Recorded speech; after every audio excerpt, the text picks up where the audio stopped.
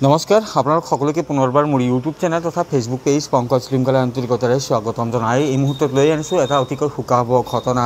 দক্ষিণ কামৰূপৰ বকুৱাৰকী থানাৰ অন্তৰ্গত চিংৰা নৈত সংঘটিত হৈছে এক অঘটন আৰু গৰু আনিবলৈ গৈ এগৰাকী 50 ঊৰ্ধৰ ব্যক্তি নিৰুদ্দেশ হৈছে চিংৰা নৈখনত। স্ক্ৰীনত আপোনালোকে দেখি আছে, আন্ধাৰ হৈছে সেইকাৰণে ভিজুৱেলছ আপোনালোকে ক্লিয়াৰ নেদেখিব। আৰক্ষীৰ লোক আপোনালোকে দেখি আছে, এখন এম্বুলেন্স আপোনালোকে দেখি আছে আৰু লোকজনৰ সন্ধানত আৰক্ষী তথা স্থানীয় ৰাইজে অভিযান চলাইছিল, কিন্তু তেওঁৰ কোনো সুমুহূৰ্ত লাভ কৰা নাই। নিশ্চিতভাৱে অহাকালি তেওঁৰ সন্ধানত পুনৰ অভিযান চলোৱা হ'ব।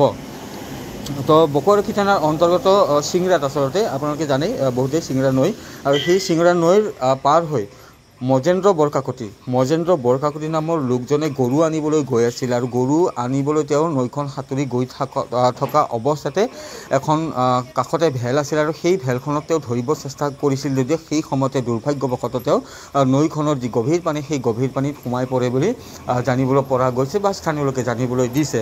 আৰু তাৰপিছতে তেওঁ লগে লগে সন্ধানহীন হৈ পৰে। ওচৰত থকা লোকসকলে চিঞৰ বাখৰ কৰে, কিন্তু ইতিমধ্যে তেওঁ নৈখনত সম্পূৰ্ণৰূপে ডুব যায়, সন্ধানহীন হৈ পৰে। তাৰপিছতে বকুৱাৰক্ষীক খবৰ দিয়া হয়, বকুৱাৰক্ষীয়ে ঘটনাস্থলীত উপস্থিত হয়, উদ্ধাৰকাৰী দল এটাও উপস্থিত হয়, কিন্তু সন্ধিয়া নামি অহাৰ বাবে তেওঁৰ যি উদ্ধাৰ অভিযান মজেন্দ্ৰ বৰকাকতিৰ যি উদ্ধাৰ অভিযান সেই উদ্ধাৰ অভিযান সামৰিবলগীয়া হয়, কিয়নো আন্ধাৰ হৈ অহাৰ পৰিপ্ৰেক্ষিতত তেওঁলোকৰ এই অভিযানত ব্যাঘাত জন্মে।